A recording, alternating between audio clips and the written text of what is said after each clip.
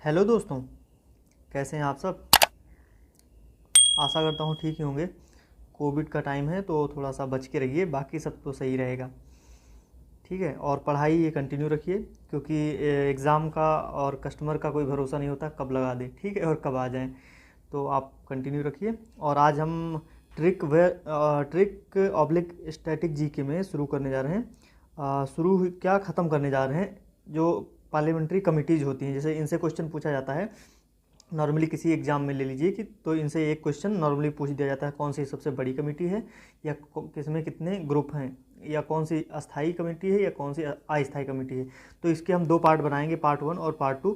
Part 1 में हम parliamentary committee देखेंगे, और पार्ट 2 में हम देखेंगे कि जो गठित की गई हैं कमेटीज़, जैसे गॉडगिल है, तेंदुलकर है, या पूछ लेगा कि गरीबी रेखा को निर्धारण करने वाली जो कमेटीज गठित की गई हैं, खासकर पीसीएस वगैरह में पूछता है, यूपीएससी में पूछता है, एसएससी में तो यहाँ से क्वेश्चन पूछ लेगा, और उसमें से भी एक एक पूछ लेगा। लेकिन जो यूपीएससी और पीसीएस में पूछेगा क्वेश्चन, वो पूछेगा कि आपको 4-5 इकट्ठे दे देगा, उसमें से आपको मिलाना होगा। तो हम इसका एक पार्ट तो हम आज ख़त्म कर लेते हैं, दूसरा हम नेक्स्ट वीडियो में ख़त्म करेंगे। तो चलिए देखते हैं। तो नॉर्मली ये कमिटीज़ क्या होती हैं, तो ये हम यहाँ पार्लियामेंट्री कमिटीज़ के बारे में बात करेंगे, संसदीय समितियाँ, ठीक है। तो ये संसदीय समितियाँ क्या होती हैं, कैसे गठित होती हैं, तो देखते हैं। तो क्या है दोस्तों कि जो संसद में कोई बिल वगैरह या कोई अध्यादेश वगैरह आता है, तो एक पार्ट होता है संसद में डिस्कस करना, चर्चा करना। तो कई बार चर्चा इतनी बढ़ जाती है कि उसमें वो चीज़ मुद्दा भटक के कहीं और चला जाता है, और साथ में जो पार्टीज होती हैं, वो फेवरेबल पार्टी, विरोधी पार्टी, ये दोनों आपस में कई बार और इतना टाइम भी नहीं होता है।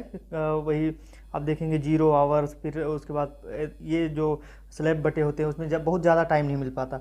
तो और ख़ासकर हमारे जो देश के नेता हैं, तो आप ये भी समझ सकते हैं कि कितने विशेषज्ञ हैं।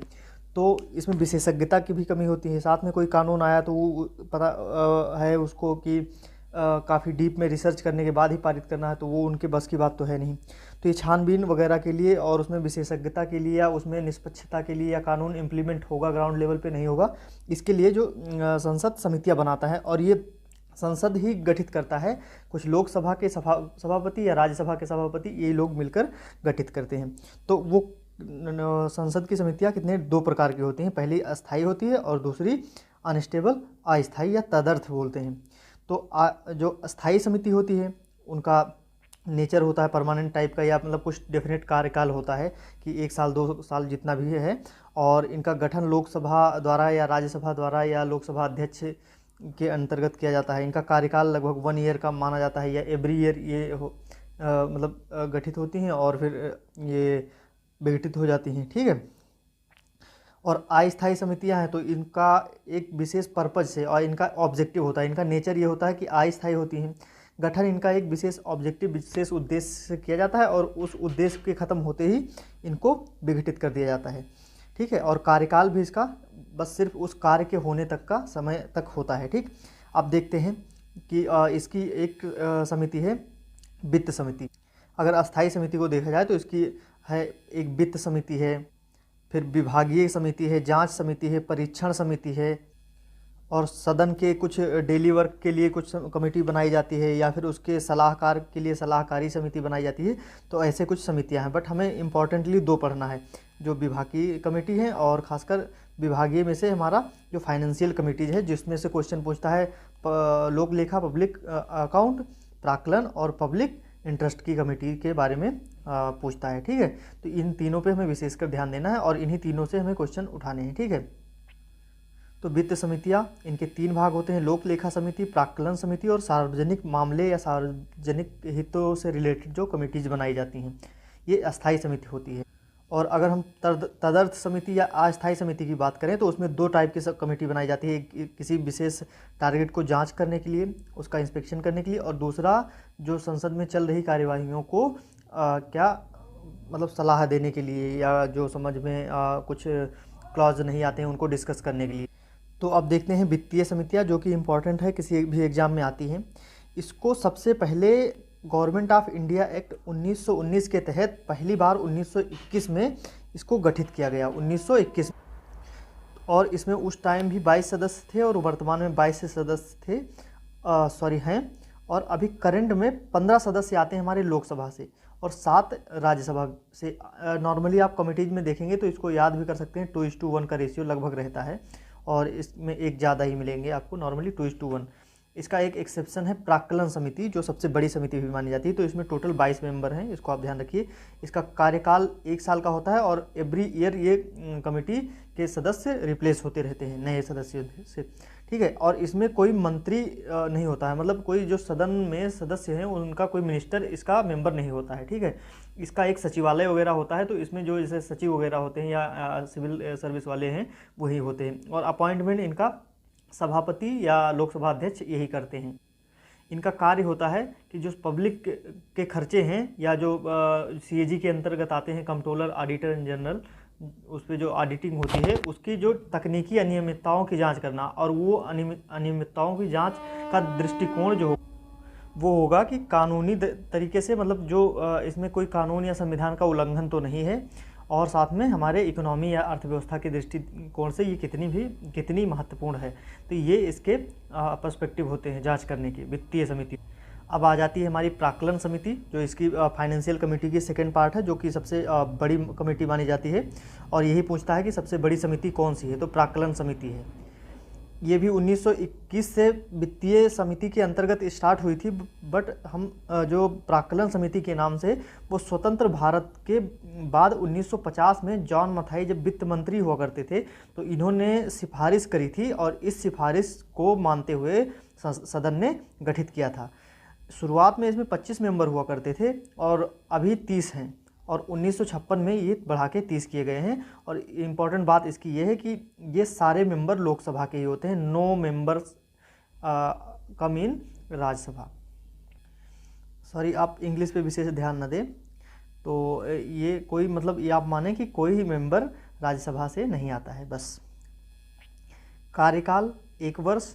काम इसका है कि जो बजट में निहित नीतियों का प्राक्कलन मीन्स उसको समझना, फिर उसको या मॉडिफिकेशन करना है तो मॉडिफिकेशन करना, या उसमें जो भी कोई मिस्टेक या कमी रह गई उसको सुधारना और उसकी जांच करके उसको इजी वे में सदन के सामने प्रस्तुत करना। तो ये है प्राक्कलन समिति का काम।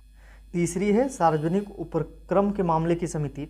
तो ये 1964 में पहली बार गठित हुई थी, कृष्ण मेनन की अध्यक्षता में गठित हुई थी और 15 सदस्य तब थे, अब 22 सदस्य हैं। आज 15 और 7 का रेशियो है, पहले 10-5 का रेशियो था, और 15 लोकसभा से 7 राज्यसभा से। ये 1974 में 15 से बढ़ के 7 बढ़ा दी और 22 हुई थी। इनका काम है सार्वजनिक उपक्रमों के प्रतिवेदनों की जांच करना। मीन्स अगर जो सार्वजनिक काम के लिए, जैसे मान लीजिए रोड है या कुछ भी जो पब्लिक के यूज में होने वाली चीज़ें हैं, उनके जो प्रतिवेदन आए हैं या उनके जो भी आवेदन आए हैं उनकी जांच करना, ठीक है। फिर बाकी विभागीय समितियां हैं। तो विभागीय समितियों का गठन 1993 में हुआ था, तब 17 कमेटी विभागीय थी, जो विभाग के लिए पर्टिकुलर जैसे सलाह करना या कोई भी पर्टिकुलर विभाग है, जैसे मान लीजिए कि हम बताते हैं वाणिज्य मंत्रालय है, मानव संसाधन है, उद्योग है, परिवहन है, ये सब के अलग अलग जो विभाग हैं, इन विभाग के अंतर्गत जो समितियां थी वो स्थायी समितियां तो थी ही, लेकिन साथ साथ ये इसके लिए स्पेशली थी, मतलब किसी ये बिल या अध्यादेश के लिए नहीं आती थी, ये किसी पर्टिकुलर विभाग के लिए होती थी।